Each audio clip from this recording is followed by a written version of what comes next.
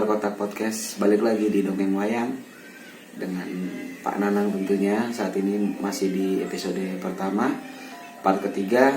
Kita mau bahas masih Pati Gandamana atau Raden Gandamana yang saat ini berjudul Gandamana Luwung. Luwung itu apa sih? Luwung itu kayak macam sumur gitu, sumur yang dalam. Sumur, tapi Lubang atau sumur itu. ada apa Gandamana dan Luwung? Ada apa Gandamana dan sumur gitu? Kita selain aja Pak Nanang untuk berdongeng. Silakan Pak Nanang. Ya, makasih. Rahayu, jadi kita mulai aja dari awal bahwa kira-kira gini. Pada waktu itu Prabu Pandu dihadap sama para punggawanya, para pejabatnya lah. Ada Adipati Destarasta, terus kemudian ada Dewi Gendari juga. Dewi Gendari itu istrinya Destarasta. Terus kemudian Raden Jamawidura, dia adik sekaligus jaksa agung di kerajaan itu. Nah, terus kemudian ada Pati Gandamana karena dia udah jadi patih ya. Terus kemudian ada Resi Krepa. Terus kemudian ada Arya Suman sendiri. Nah, di pertemuan itu mereka sedang ngebahas bahwa hasil dari pertemuan terakhir tentang kerajaan Pringgodani. Pringgodani itu kerajaan punya Prabu Tremboko. Nah, Prabu Tremboko itu adalah kakek dari Gatot Kaca. Iya, karena anaknya Prabu Tremboko tuh perempuan tuh ibunya Gatot Kaca Arimbi. Dewi Arimbi. Itu nanti nikah sama Berarti raksasa ya? Iya, betul, raksasa. Itu nanti diceritain di situ ada. Nah, terus lagi membahas, jadi Raden Tremboko nih Prabu Tremboko nih memang menganggap dia tuh muridnya dari Prabu Pandu. Nah, terus memang lagi hangat-hangatnya hubungannya. Nah, tiba-tiba lagi begitu, tiba-tiba Arya Suman menyela gitu, menyela pembicaraan bahwa tadi anaknya Prabu Tremboko yang paling tua tuh Raden Arimba, kakaknya Arimbi. Nah, itu baru aja datang nyampein surat, terus langsung buru-buru pulang gitu, nggak tahu kenapa gitu, kata Arya Suman. Dia bilang nggak berani masuk istana untuk ngadep Pandu, dia memilih berhenti di luar. Terus kemudian sama Suman ditanya ada apa sih gitu, itu nyerahin surat. Nah, akhirnya Arya Suman nyampein surat itu ke Prabu Pandu. dibuka dibaca, semuanya tuh pada ngeliatin lagi dibaca. Pastikan urusan yang kemarin ini kan memang paling apa gitu kan. Karena kan hubungan diplomatis serta hubungan pribadi juga baik. Terus, tapi kelihatan mukanya berubah. Mukanya Pandu setelah baca surat itu semuanya tegangnya ada apa ya? Nah, bener begitu itu baru Prabu Pandu ngasih tahu bahwa surat ini berisi pernyataan sikap. Dia ngomong, ini surat ini berisi pernyataan sikap dari Prabu Tremboko yang ingin memutuskan persahabatan. Tiba-tiba dari surat itu, jadi bahkan lebih parah lagi bahwa di surat itu menyatakan bahwa mereka siap berperang. Dan semua di situ yang kaget semuanya yang ada di situ kaget. Apalagi Gandamana ya, karena dia hubungan politik luar negeri itu kan selalu aja kesana kok ada apa gitu kan. Nah, terus memang Pandu bingung nih kenapa ini, tapi Adipati Destarasta sama Gendari ngomong ya nggak aneh lah, soalnya apa, dari dulu kan memang dia keturunan raksasa. Dulu ingat nggak waktu kata Gendari bilang sama Pandu, dulu ingat nggak kan memang dia itu keturunan Prabu Kuramba. Dulu pendiri kerajaan Pringgodani itu Prabu Kuramba pernah perang sama Resi Manumanasa. Resi Manumanasa itu adalah leluhurnya Pandu. Nah, terus pernah perang dan tewas di tangan Resi Manumanasa. Jadi kalaupun sekarang tiba-tiba ada dendam berbalik begitu, udah gitu sekaligus habis dapat ilmu dari Pandu, ya mungkin dia mau coba kali gitu, dia bilang begitu. Tapi Pandu agak ngerenyet gitu, bingung. Masa iya sih gitu kan. Tapi ya udah, dia bilang bahwa udah kenyataannya kayak begini.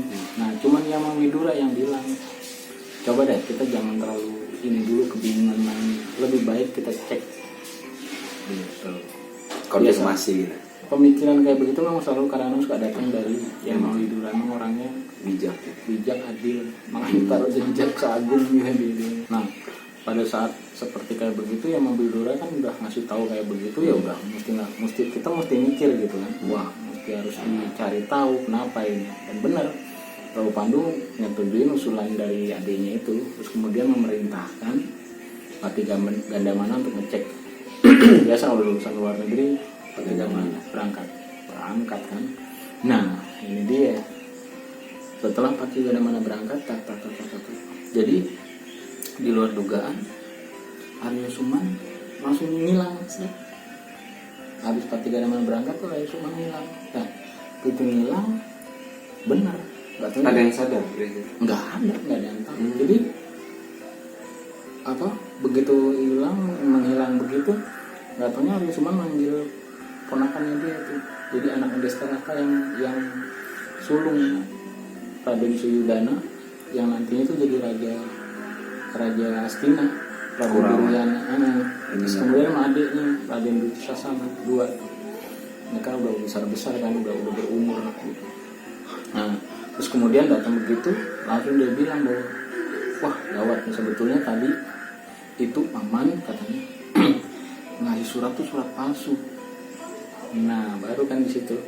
Oh, jadi surat itu aslinya sebetulnya permintaan maaf dari Prabu Tremboko nggak bisa datang karena dia baru punya anaknya dia itu namanya Raden Kalabendana bungsu, baru pamannya Kaca, baru 2 bulan, itu masih kecil, dia nggak bisa datang karena baru aja merayakan kelahiran anaknya. Jadi nggak bisa datang, nggak bisa sowan, nggak bisa nemuin. Nah itu doang sebetulnya, tapi diputar balik sama Arya Suman. Tapi begitu diutus Gandamana, wah kacau ini, bisa-bisa gawat gitu kan. Nah akhirnya sekarang sebetulnya kenapa itu bisa terjadi? Jadi begitu pada saat itu mau dikasihin itu, sebetulnya Prabu Arimba Raden Arimba tuh anaknya Tremboko mau ngasih langsung, tapi ditakut-takutin sama Arya Suman. Prabu Pandu lagi pusing, malahnya lagi banyak marah-marah. Akhirnya surat itu dititipin ke dia, baru dia ganti. Kalau misalnya kita ketemu Prabu Pandu mungkin nggak akan begini. Suman kacau. Nah Suman. iya benar kacau. Nah begini, ini sebetulnya saya ceritakan tentang awalnya kekisruhan di Astina yang berujung pada malapetaka ke depannya, dan semuanya itu perkaranya satu orang. Suman itu benar gitu. Nanti deh kapan waktu saya ceritain bagaimana Suman itu sebetulnya ya. Nah jadi tunggu Suman, kita terusin ya. Nah terus kemudian dia benar, jadi benar-benar itu dimanipulasi, bahkan sampai sebetulnya ada urusan menantang perang segala gitu. Nah akhirnya Raden Suyudana sama Raden itu sebetulnya ngeri mereka. Paman berani banget ngerubah itu. Udah tenang katanya, kamu tuh sebetulnya saya berbuat gini buat kemuktian atau demi nanti kamu jadi besar menduduki singgasana gitu, menyingkirkan anak-anak dari Pandu gitu ternyata gitu. Nah, jadi memang sengaja memang ingin mewarisi tahta jangka panjang juga. Iya betul. Nah jadi tapi karena gagal ya dia harus akhirnya apa? Dia bikin rencana, kalian berdua ikut paman, kita harus duluin Pati Gandamana. Loh paman, dia kan udah duluan, udah kamu kan baru tahu bahwa rute itu paman punya rute cepat. Sebetulnya memang Astina sama Pringgandani itu nggak jauh. Ada Dorowati, Pringgandani, Astina itu saling bertetangga ya. Terus nah itu kalau Gandamana tuh punya jalan cepet karena dia kan wakil dari kerajaan, jalannya jalan resmi. Nah nggak taunya makanya Suman langsung bilang udah jangan mikir aja cepet biar ketemu ini cepet. Paman punya jalan pintas ya gitu. Akhirnya benar. Jadi akhirnya Dursasana, Duryudana atau Suyudana tuh diajak sama Suman lewat jalan pintas gitu. Jadi bisa mendahuluin si Gandamana. Ini dia kan jadinya sebetulnya kacau. Ya akhirnya dia memutuskan menyusul kan, bukan nyusul, motong jalan sebetulnya, motong jalan. Nah sementara kita ke kerajaan Pringgondani ini. Di Pringgondani memang Prabu Tremboko lagi dihadap sama putra putrinya. Itu Raden Brajadenta, Raden Brajamusti, Raden Brajalamatan, Brajawikalpa, Kalabendana masih bayi, sama Dewi Arimbi. Nah itu mereka lagi membicarakan bahwa ini anak masih kecil nih, mereka ini, terus kemudian juga bilang kalau kita nggak bisa datang karena gitulah gitu. Nah memang dia lagi menyampaikan surat yang dibawa sama Arimba gitu. Nah bener, nggak lama Arimba pulang nyampein surat bahwa dia sembah dulu sama ayahnya tuh sama saudara-saudaranya. Dia bilang bahwa saya udah titipin surat itu ke orang yang ngaku namanya Arya Suman. Dia ngakunya katanya adik dari Prabu Pandu, gitu bilangnya. Terus dia bercerita bahwa kan Prabu Tremboko nanya, kok dititipin gitu. Itu surat lumayan penting kan? Bukan gitu Pak, gitu. Jadi ceritanya Raden Suman ini ngasih tahu kalau Prabu Pandu tuh lagi marah-marah sama semua para menteri sama punggawa. Jadi kondisinya lagi genting. Oh iyalah, langsung takut dong kamu. Iyalah, nggak enak Pak. Kondisinya gimana, tuh kan urusan negara orang. Ya udah nih, jadi saya titipin ke dia. Oh gitu, ya udah. Tapi nanti disampaikan, dia bilang dia mau sampein. Ya udah gitu. Nah benar, pada saat itu Raden Arimba baru aja selesai, benar Arya Suman datang sama si Yudana sama Dursasana. Baru benar dia memperkenalkan sama Prabu Tremboko. Emang baru ngeliat kan Prabu Tremboko itu. Biasanya dia lihat Gandamana kan. Tapi ini ada punggawa baru gitu kan. Dia bilang bahwa saya adik dari Pandu. Terus dia ngabarin Prabu Pandu itu begitu tadi dikasih surat itu yang dari Raden Arimba ini makin marah. Dia bilang gitu. Makin marah, iya. Disobek-sobek. Makin diputer lah. Makin dibikin chaos. Kaget Prabu Tremboko loh. Kok Pandu bersikap kekanak-kanakan gitu, orang kita cuman nggak bisa datang karena itu kok disobek kan. Makanya dia bingung, kata Suman. Saya juga bingung, orang cuma begitu aja kok marah-marah. Emang belakangan lagi marah-marah mulu gitu. Terus udah gitu sekarang ada Pati Gandamana, dia banyak suka dihasut sama Pati Gandamana lagi, digituin. Terus udah gitu di sini dia bilang bahwa Pati Gandamana tuh orang pandai bicara, sekaligus sakti, pandai bicara. Jadi saya kadang mau ngasih tahu begini udah dipotong duluan sama dia gitu. Nah sekarang yang lebih parah lagi apaan? Pati Gandamana lagi datang ke sini. Gitu, lagi datang mau menuju ke sini nih. Mau kondisi kayak begitu Prabu Pandu kan marah.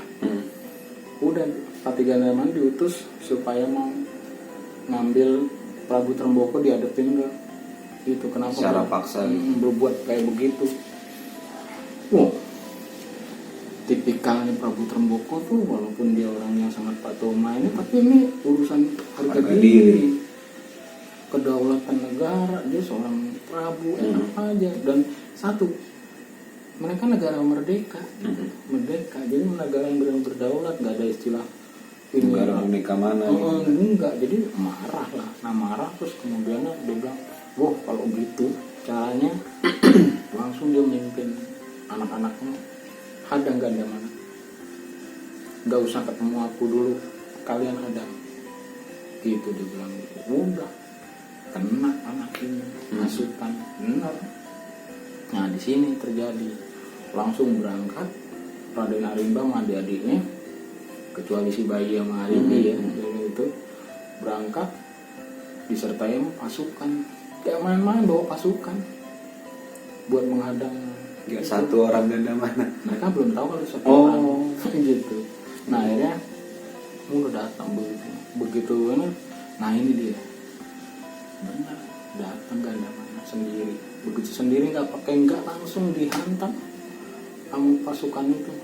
Wah. Nah sementara Suman ngapain nonton jauh, sedang menyaksikan hasil karyanya gitu. Sambil tepuk tangan kalau misalnya berhasil. Suman ya. Nah terus akhirnya apa? Perang kan? Tapi apa? Nggak ada mana nggak mau melawan. Tangkis sono tangkis ini bilang ada apa ya? Jangan banyak ngomong ini udah mendapat masukan kan? Anda orang nggak tahu diri. Kami udah baik-baik, raja kami udah baik, tapi ke situ berkelakuan kekanak-kanakan seperti raja kamu. Diserang. Ada apa? Dan mana udah ngerti benernya ada masalah pasti. Makin dia digituin, makin dia merasa harus ketemu sama Tremboko gitu. Itulah abdi yang bener kan gitu. Dan semakin gitu dia harus ketemu sama Tremboko, harus dituntasin. Pasti ada apa-apanya. Minimal Tremboko sekalipun gampar saya, tapi tahu nih gampar karena apa gitu lah, istilahnya gitu kan gitu. Bener dia maju terus sampai udah ini nggak bisa dicegah, ganda mana sakti kan. Turunlah itu bersaudara itu beraja masih sama Arimba turun sakti ke mereka mereka sakti. Nah perang lah, nah di situ mulai ganda mana nggak bisa main-main lagi itu tuh. Ada terakhir mereka apa si ganda mana dikepung dikerubutin begitu,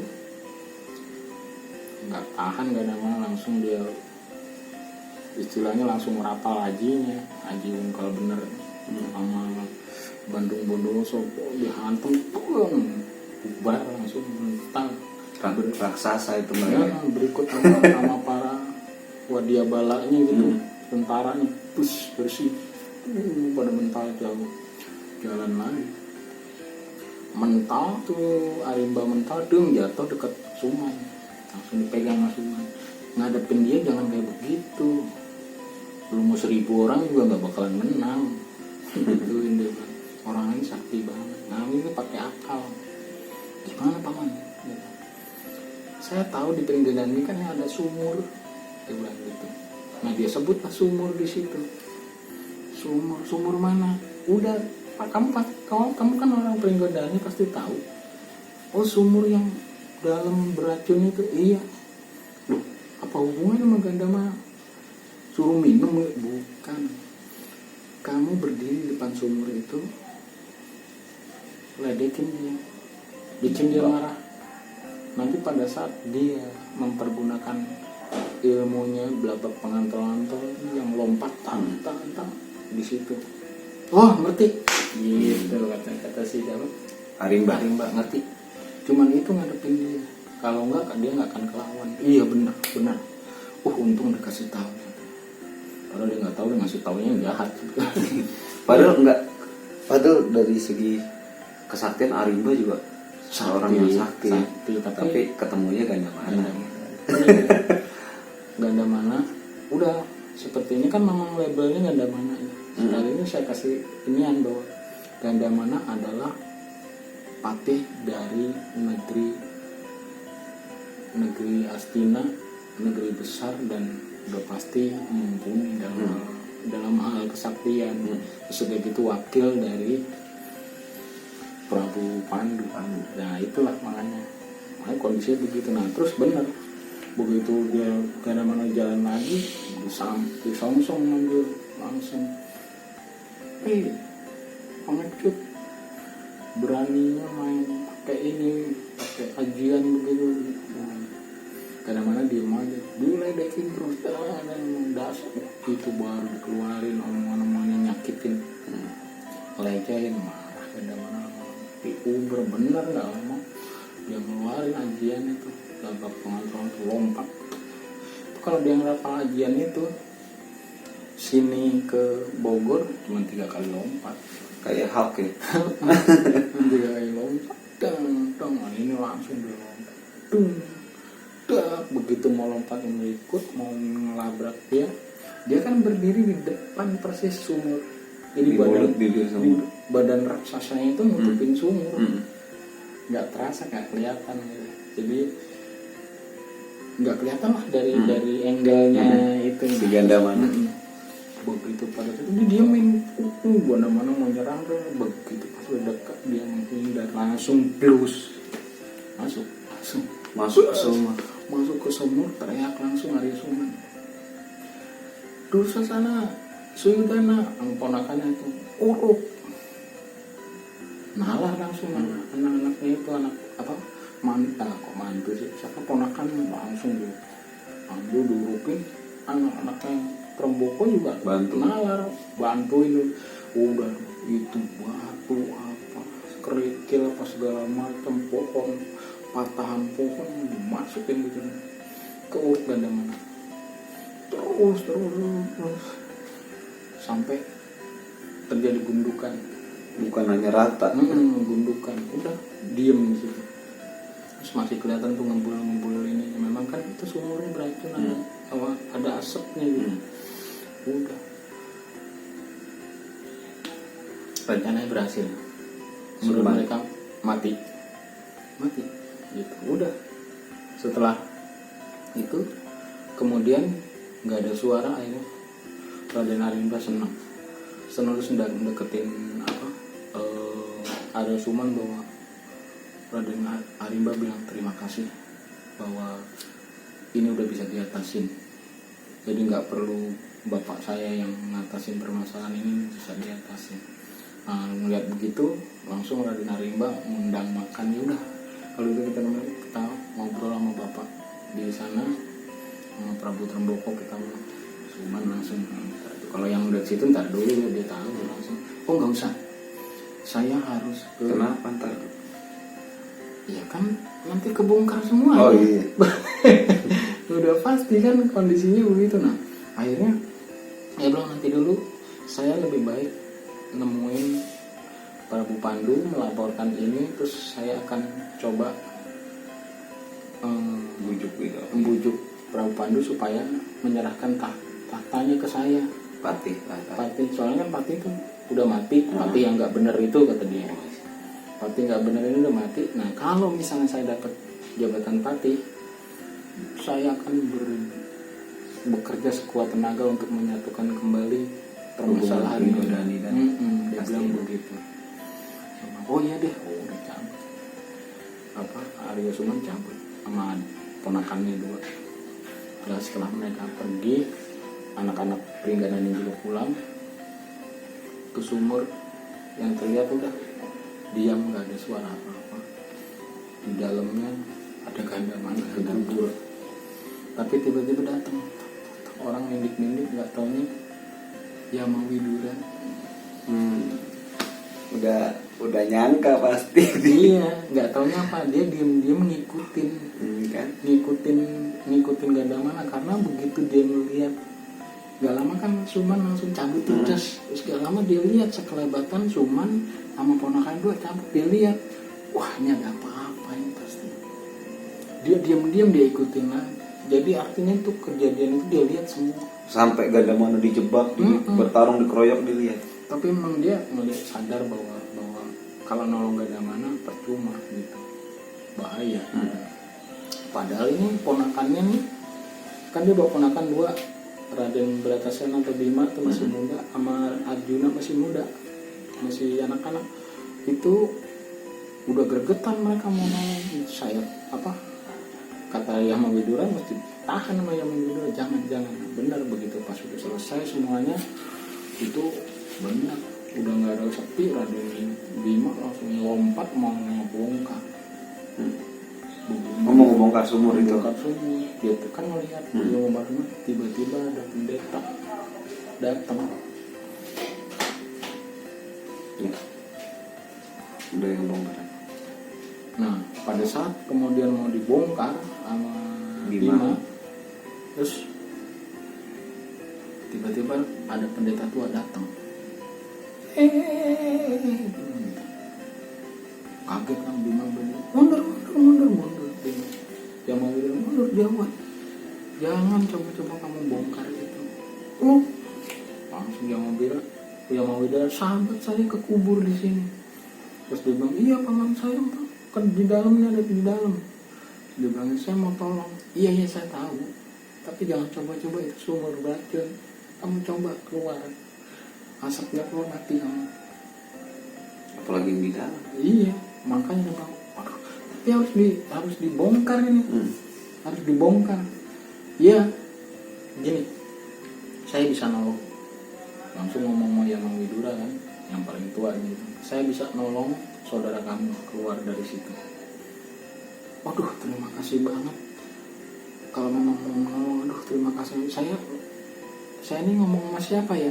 Saya Resi Guna Bantala namanya. Nah, Resi Guna Bantala ini mau nolong. Tapi ada syaratnya. Dia bilang, syaratnya apa? Saya tuh punya anak perempuan, belum ada yang jodohnya. Kalau misalnya saya bisa nolong ini, mau nggak jadi jodoh anak saya? Si Mang Widura gitu. Katanya, ya enggak, maaf udah nggak bisa, saya tuh punya istri udah. Saya udah punya istri dan saya memang udah bertekad nggak akan mau menduakan istri saya. Dia bilang begitu. Wah, ya nggak usah kalau begitu. Dia bilang, bukan apa-apa, saya kasihan sama anak saya. Wah, gini. Kan punakawan Semar juga ikut kan sama yang lain-lain. Bisa akhirnya yang Mang Widura nanya, bagaimana nih Semar? Kata Semar, ya udahlah kalau memang kamu berjiwa kesatria, minta tolong harus dibalas. Oh iya nih, oke, diokein langsung pling tuh. Siapa Resi itu berubah jadi kayak macam landak. Oh, yang bisa gali. Masuk langsung gali. Jadi nggak pakai ngebongkar itu, nyelusup. Hilang, bunyi aja kedengeran kosong. Berapa lama kemudian keluar dan gendong Gandamana pingsan. Begitu naik truk berubah lagi jadi itu, dia bilang bahwa ini belum mati. Dia bilang kuat banget orang ini katanya, nggak mati gitu.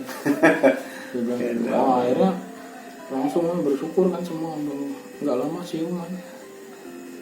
Gandamana sih. Langsung masih ingat gitu, langsung berdiri udah mau langsung ditenangin, tahu semuanya udah terjadi begini-begini. Iya nih, bagaimana nih katanya, Bang, udah tenang dulu. Akhirnya harus cari cara, gimana caranya. Akhirnya sekarang kondisinya Gandamana harus pulang ke Hastina ngelaporin kejadian itu. Tapi di sini sayang banget, yang Mang Widura nggak bisa ikut karena dia sudah harus nepatin janjinya untuk ngawinin anaknya si Resi ini. Jadi akhirnya rombongan dibagi dua. Semar sebagai pamong yang mau urusan-urusan kayak begitu, dia nemenin yang Mang Widura beserta Permadi Arjuna Muda sama yang Mang Widura. Nah ini siapa, Gandamana ditemenin sama Bima doang pulang. Gitu jadi ceritanya. Jadi terus kemudian setelah itu kita kembali ke Hastina ya. Nah di Hastina kondisinya apa? Jadi begitu Raden Gandamana pulang sama siapa? Perjalanan pulang sama Bima, terus kemudian yang Mang Widura sama Semar dan Arjuna ke sana pergi. Nah kita balik ke Hastina, di Hastina udah sampai, Suman udah nyampe sama Raden Surya, udah dihadap sama Pandu. Udah bisa kebayang kan apa yang diceritain. Nah jadi kalau mau jelasnya gini, jadi benar setelah itu dia melihat bahwa Suman bercerita, baru saja dia bilang bahwa saya baru aja pergi ke Pringgondani, maaf kalau saya nggak ngomong dulu sama Prabu Pandu lancang gitu, dia bilang. Soalnya apaan? Dia ngerasa khawatir Gandamana ini mesti ditemenin. Menurut Suman gitu. Karena ini Prabu Tremboko kan tahu sendiri kondisinya marah begitu, gitu mesti ditemenin. Nah dia jelasin bahwa begitu dia bilang dia susul itu, dia bilang dia cerita sama Pandu, saya susul si Gandamana. Bener saja, saya terlambat. datang ke sana, Gandamana udah keburu berselisih sama Prabu Tremboko. Padahal yang namanya Gandamana belum pernah ketemu Prabu Tremboko. Ini udah kalah-kalan dia. Dia bilang bahwa lagi berselisih keras sama anak-anaknya juga. Nah, terus kemudian dia ikut ngomong. Dia bilang bahwa saya ikut ngomong, saya ikut ngebantu Gandamana. Di luar dugaan Gandamana malah maki-maki saya. Itu kata si Suman. Saya malah dimaki-maki sama Gandamana dengan kata-kata pedas bahwa dia bilang lah katanya, udah kamu diam, bukan urusan kamu. Ini kamu datang tanpa diperintah, datang ke sini cuma nyari muka aja kamu sama Prabu Pandu. Ya, saya sedih dengar kayak begitu. Ya udah saya diam aja, nggak berani nawarin bantuan udah. Nah terus akhirnya benar kejadian ini semakin parah, semakin malah mereka berperang. Pandu dengerin aja, semua dengerin, kena tuh kemakan. Padahal kok ada ya. Makanya kalau ada yang mau Widura, ada itu semuanya, nggak bakalan kayak begini. Makanya saya bilang tadi bahwa ini sayangnya. Tapi si Arya Suman belum tahu kalau Gandamana ternyata masih hidup. Belum. Tahunya dia udah mati. Makanya dia sekarang lagi ngeluarin caranya untuk ngerebut tahta itu. Ajian paling saktinya Arya Suman yaitu ajian belabak pengomong-ngomong. Tapi benar, ini bukan bercanda. Dia itu kalau setiap ngomong sama pembesar atau petinggi sekelas raja, jadi kalau ngomong pasti disertai nama kayak menghipnotis orang. Sesuai dengan, makanya itu kalau dia lagi ngomong lagi cerita muda awal-awal gitu, itu disertai sama ajiannya dia yang orang percaya. Nggak usah itu sekelas Resi Bisma aja omongan dia denger. Nggak usah Pandu yang anaknya, Resi Bisma yang bapaknya gitu. Nah itu makanya dia ngomong dulu bahwa saya udah berusaha membela Gandamana, malah saya dimaki-maki. Ya benar kan, akhirnya apa? Destarata juga kesel, Gandari juga kesel. Bener-bener ini orang nggak tahu, orang dibantu malah begitu. Nah mulai kena lah. Pandu juga kena. Akhirnya apa? Ya udahlah kalau begitu, kondisi begini berarti Gandamana, ya saya sih sedih. Kondisinya Gandamana harus mati, harus begini. Iya, kita mau nolong nggak bisa. Udah kondisinya begitu, saya mau nolong udah takut. Habis saya Gandamana yang sakti aja habis. Saya mau nolong udah saya ngintip aja bang, begitu kok udah ini saya mau tolong udah kekubur. Ya udah saya buru-buru ngelapor ke sini. Ya udah kalau begitu, berarti kita harus undang Resi Bisma. Kita harus menunjuk patih baru. Destarata bilang, kalau soal kayak begitu nggak usah mengundang Resi Bisma, dia udah ada di padepokan yang baru, udah gitu, udah dipilih aja sekarang. Kita udah tahu kan bahwa Suman kan udah berjasa banget, ya udahlah. Nah ngomong kayak begitu, Suman langsung ngomong, nanti dulu, maaf nih Prabu Pandu. Terus Adipati Destarata, maaf saya bukan apa-apa. Kalau soal pemilihan terus kemudian nunjuk saya nanti dulu, dia bilang gitu. Kan semuanya pada tahu masih ada Arya Bandung Wangka, masih ada Arya Bilal, itu mereka punggawa-punggawa tua yang lebih tua dari saya. Ya mereka yang lebih harus dimajuin. Itu ngomong sambil menghipnotis. Padahal sih maunya dia yang dipilih gitu.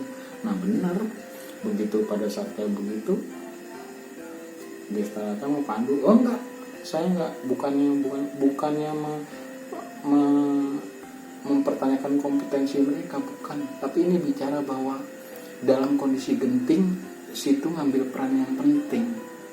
Itu kata Pandu. Dan ini memang artinya dalam kondisi-kondisi selanjutnya, Andalah yang paling berhak karena Anda pastinya akan memimpin sebagai patih. Dalam kondisi-kondisi seperti begini Anda bisa ambil keputusan, gitu kata Pandu kena dibokerin juga. Ya iya begitu. Ya Pandu orangnya baik, polos, pada dasarnya gitu. Dan benar, akhirnya mulailah diangkat. Langsung dibikinin nama sekneknya lah istilahnya. Langsung dibikinin surat pengangkatan, surat pengangkatan SK-nya langsung ditandatangani. Gulung-gulung tuh surat, pegang, cengar-cengir. Arya Suman cengar-cengir. Udah langsung kan diiringin sama ponakannya dua yang setia itu. langsung dia ke ini dianya. Ini sebetulnya sedih ya. Dia datang sambil bawa surat keputusan itu, dia datang ke tempat istrinya Raden Gadamana, jandanya. Yang dipikir jandanya. Datang. Tujuannya apa? Tujuannya tuh yang pada saya ceritain. Jadi lagi begini nih, kan udah hilang tuh dari Balairung, dia ke belakang ke tempat keputrenannya itu. Datang Gadamana sama Bima datang. Wow, begitu datang langsung dia bilang, mana Suman? Dia bilang, semua kaget. Itu datang dengan pakaian yang penuh lumpur, terus mukanya udah banyak baret-baret, tapi tetap dengan ketegaran seperti biasa ya. Terus sebelahnya Bima muda ya, datang dia bilang, kenapa nih, ada apa nih? Dia ceritain bahwa ini semua kelakuan Suman, saya dibohongin sama ini. Kalau menurut Suman begini, jangan dipercaya. Suman itu nggak benar, begini, yang benar adalah gini. Mulai ragu. Terus Arya Bratasena tuh si Bima muda juga ngikut ngomong bahwa dia saksi. Dia bilang, saya saksinya bahwa benar kondisinya begini. Wah, nggak percaya, kata Destaraka. Kalau Pandu bingung aja, dengerin aja gitu. Dia bilang dia lagi memikir gitu, berpikir gimana ya. Oh, nggak percaya, saya nggak percaya. Dia bilang gitu. Tapi si Bima bilang, enggak, saya saksinya. Gadamana udah marah dan dia tangannya udah ngepel gitu. Sudah gitu kata Gendari, kamu aja yang bikin masalah, kamu kan nggak suka sama Suman, dia bilang gitu. Wow, akhirnya Pandu ngomong, sudah diam, saya yang berat ngomong ya, diam. Untuk urusan ini, kalaupun memang mau mengajukan saksi, nggak bisa kalau Bratasena, sekalipun dia anak saya, tapi saya harus adil bahwa Bratasena masih di bawah umur, kesaksiannya belum menjadikan patokan secara hukum. Yang harus jadi saksi adalah yang Widura sendiri. Tapi sementara yang Widura masih di luar, nggak bisa dihadirkan di sini. Gadamana, kamu harus tunggu, kita akan buat pengadilan. Oke? Nah, apa istilahnya, mau Gadamana? Udah. Setelah itu akhirnya Gadamana beringsut mengatur sembah. Dia bilang, ya udah, kalau begitu hamba mau bersih, sekalian hamba mau ke tempat istri hamba. Dia bilang, udah. Nah, di situ di tempat istrinya itu, sementara itu Arya Suman tuh lagi ngerayu istrinya. Dia ngerasa bahwa Gadamana udah mati, istrinya yang cantik itu berhak dia ambil. Menurut pemikiran, udah dirayu, ya nggak mau lah. Namanya Dewi Setiarini, nggak mau dibujuk bahwa udah Gadamana udah mati. Saya tahu bagaimana kesedihan itu, bagaimana sebagai janda dan anak-anaknya saya yang nanggung semua. Bukan itu masalahnya, saya lebih baik mati ngikutin suami saya. Kesel malah Suman, mulai maksa dideketin, udah mulai kasar. Udah berontak-berontakan situ. Istrinya Gadamana malah nyabut biasa lah, patron, keris kecil, dia tusuk jantungnya sendiri, tidak mati. Suman kebingungan. Udah begitu ngeliat kondisi lagi jatuh begitu, Sumannya lagi gitu, Gadamana muncul. Ya, selesai Anda Arya Suman. Tapi Gadamana kaget ngeliat istrinya kondisi begitu. Dia ngeliat Suman langsung lari, yang terbang lewat jendela. Ada jendela, bilang bukan Gadamana kalau nggak kecepatan itu disambar, kena langsung tengkok, berat langsung dikebokin langsung. Udah marah, dihantamin juga di situ juga di depan mayat istrinya, terus dihajarin. Arya Suman berontak, tapi dihantemin sambil teriak-teriak, aduh, ajarin terus gitu. Ngajarin mengganda mana. Dan Arya Suman kan sebetulnya dia mau ngeluarin rapalan ajiannya buat mempengaruhi pikirannya, kan memang dia jagonya itu. Dia udah kacau. Mukulin, nggak inget yang mukulin betul. nggak inget langsung doanya apaan lu aduh udah nggak hancur.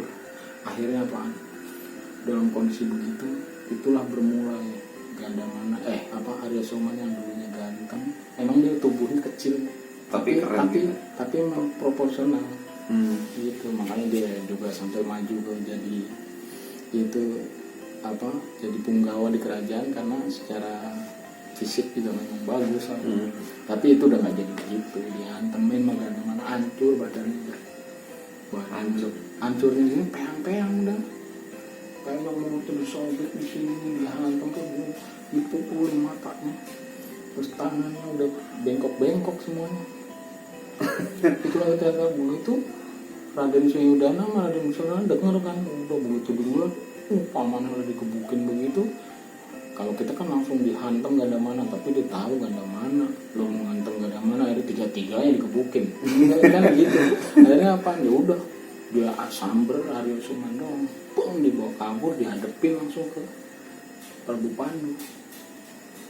Benar dihadepin, pada kaget dong. Kaget semuanya. Mereka dan hancur teriak begitu, nah udah. Tapi emang bener dia sebetulnya itu ngelawan, tapi ganda mana terlalu kuat, makanya hancur badannya. Udah, akhirnya kondisinya kayak begitu, semuanya kan pada kaget.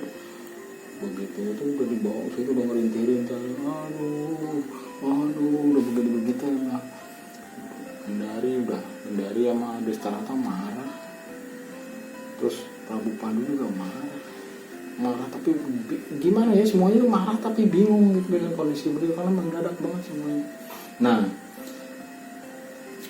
Gandamana datang juga, tapi dia bawa jasad istrinya. Udah sambil Gandamana tuh istilahnya, kalau istilahnya ini dia ada air matanya ngalir gitu istrinya. Semuanya nih kondisi begini ditahu semuanya gara-gara fitnah ini orangnya. Tapi mau bagaimana, dia udah tahu dalam kondisi ini dia salah. Gak usah diomongin nih, Pandu belum ngomong, saya belum cerita tentang Pandu, tapi kita udah tahu bahwa Gandamana salahnya pemain hakim sendiri. Itu doang gitu, secara hukum salah. Karena kan udah jatuh putusan buat tunggu pengadilan kan gitu. Nah, tapi ya tadi dia udah mau nunggu pas masuk totonya kediaman istrinya gitu, istrinya mati. Ya udah gitu. Jadi begitu datang begitu, Gandamana mendiri diri digendong sini, terus matanya kok mukanya ke Prabu Pandu gitu. Tapi bukan mata menantang, kata dia menjadi mata yang polos aja gitu kan. Nah, di situ baru Pandu marah. Saya udah bilang bahwa ini tunggu. Marah itu panjang, marah tambahin lagi mau Gendari sama Destara, belum lagi ini yang ngerengek-rengek, aduh, tolong gimana tuh kondisi saya jadi begini. Aduh, makin akhirnya. Tapi bolak-balik dia ngeliat kondisi istrinya. Gandamana nggak ngomong apa-apa, diam aja. Artinya emang jiwa kesatrianya bahwa dia apapun yang terjadi dia tahu. Kalau memang hukuman kayak apa saya terima. Gitu kondisinya gitu. Nah benar, akhirnya melihat kayak begini, Adipati Destarata sama Gendari menyatakan bahwa hukum mati aja. Gitu. Marah dia, adiknya digituin. Sudah gitu udah. Arya Suman juga bilang, ya dia mengiyakan walaupun nggak nyuruh ya. Dia udah tahu bakalan kemana arahnya pikirannya Pandu gitu. Nah udah semuanya kembali ke Pandu. Nah Pandu itu baru ngomong, saya ngelihat kondisi begini memang Gandamana harus dihukum. Semua tegang dia. Gandamana dia liatin aja Pandu. Saya akan menerapkan kamu karena kamu, saya tetap gak tega kalau menyatakan atau menjatuhkan hukuman mati kepada kamu. Pertama, ngelihat jasa kamu buat negara ini. Kedua, bagaimana pentingnya kamu buat orang-orang di sekitar kamu. Bagaimana cintanya kamu sama negeri ini. Saya ngelihat itu. Terus kemudian saya juga melihat bahwa istri kamu jadi korban. Saya tahu bahwa ini semuanya gara-gara apa? Gara-gara orang salah ngomong. Saya tahu. Tapi tetap hukum harus tegakkan. Kamu saya nggak akan hukum mati, tapi saya akan hukum buang. Mulai hari ini saya bicara, kamu jangan lagi-lagi menginjakan kaki di bumi Astina. Pergi. Dan saya nggak mau lihat kamu lagi. Pandu yang lain. Akhirnya hukum sudah dijatuhkan buat Gandamana. Nggak ada yang sorak, nggak ada yang berani sorak, nggak ada yang berani sedih juga. Padahal udah ngumpul semua, nggak ada Arya Bandung Wangka, semuanya punggawa yang lain semua. Cuman Arya Widura aja nggak ada. Yama Widura. Nah itu makanya sedihnya di situ. Memang udah apesnya Gandamana. Gitu. Ya udah, akhirnya dengan langkah gonteng dia keluar. Sebelum keluar dia berdoa dulu, doain Pandu. Saya terima kasih atas keputusan ini, tapi saya akan mendoakan Anda sebagai guru saya, sebagai orang yang paling saya hormati, dan saya selalu mendoakan kamu supaya tetap berada di tempat yang selamat dan aman, karena kamu berada di lingkungan orang-orang jahat. Saya cuma berdoa supaya kamu dalam kondisi selamat selalu berangkat. Dia gendong mayat istrinya. Habis itu gue pergi, semuanya nggak ada yang respon dengan kondisi kayak begitu. Udah cuman kedengeran lagi suaranya, aduh gitu kan. Terus langsung sama Pandu bilang Suman diomelin. Saya di sini nggak akan melakukan apa-apa sama kamu. Kamu udah gitu, tapi ada yang kamu salah. Kamu nggak periksa dulu, kamu main bilang aja mati, ternyata belum mati. Padahal fitnah. Iya. Taunya salah ngomongnya begitu doang. Iya gitu doang. Ya sekarang dibuktiin secara kan begitu. Menurut penglihatan Pandu kan begitu. Gitu. Kita kan dia nggak ngelihat di sana. Iya. Terus udah gitu, makanya bilang kamu cuma salah ngomong. Makanya setelah ini saya akan kasih nama kamu Sangkuni, yang berasal dari Saka Uni. Kalau orang Jawa bilang Saka Uni itu dari bunyi, gara-gara mulut kamu. Sangkuni. Dari situlah mulai nama Sangkuni dilekatkan ke Arya Suman. Nah setelah itu udah, akhirnya dia bilang bahwa setelah itu ya dia diangkat jadi patih. Tapi ya begitu, dia bilang bahwa ya saya terima semuanya, saya dikasih nama seperti itu, saya terima. Mulai sekarang saya akan pakai nama itu, karena itu namanya biar bagaimana juga pemberian dari seorang raja seperti Prabu Pandu, dan saya jadikan hikmah. Gitu dia bilang hikmah. Akhirnya dia ngomong begitu, kondisi begitu udah. Saya akan berusaha dengan begini. Saya akan berusaha untuk menjalankan tugas ini dengan baik. Sidang pun hanya berbaik. Dan dari situlah akhirnya masa otonomi daerah. Akhirnya Raden Gandamana kemudian kembali dia ke kerajaan asalnya, ke Pancala. Terus kemudian dia balik lagi ke Prabu Drupada, mengabdi ke situ sebagai patih. Oh udah langsung patih. Iya. Di situ patih dress pakai tuh gitu, langsung aja mundur langsung patih. Lihat portofolionya patih Astina, siapa yang tidak mau menerima? Udah ngasih CV-nya. Ya jadi itulah kisah memilukan dari Gandamana. Terus kemudian dalam kisah Gandamana Luweng, ternyata itu hubungan antara Gandamana dan Luweng, Gandamana dan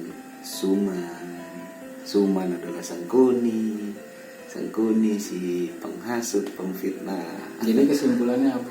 Di episode yang sebelumnya kan, di part yang sebelumnya saya cerita bahwa dia disekat sama Yama Widura, bilang katanya kok ribut-ribut ngomongin itu, terus katanya Mas itu sendiri orang mana kan gituin kan. Akhirnya gue dia bilang nanti kena. Dan inilah dibuktiin. Dan mau tahu yang Sangkuni itu dia akan melakukan ngenain banyak orang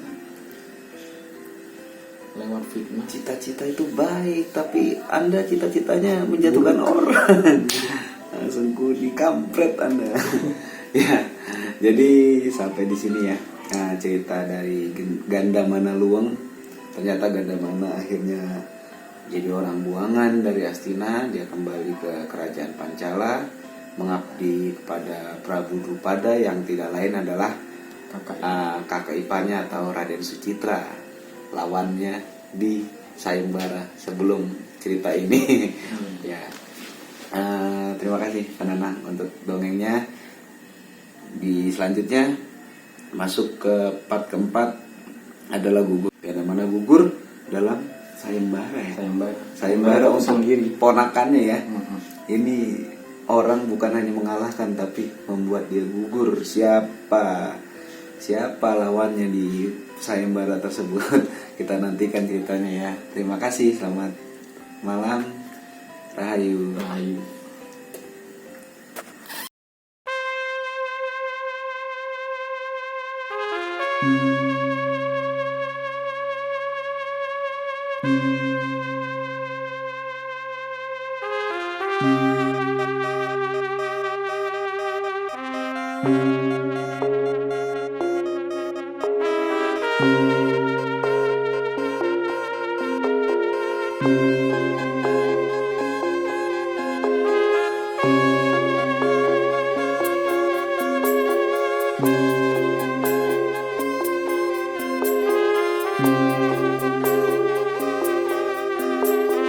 Thank you.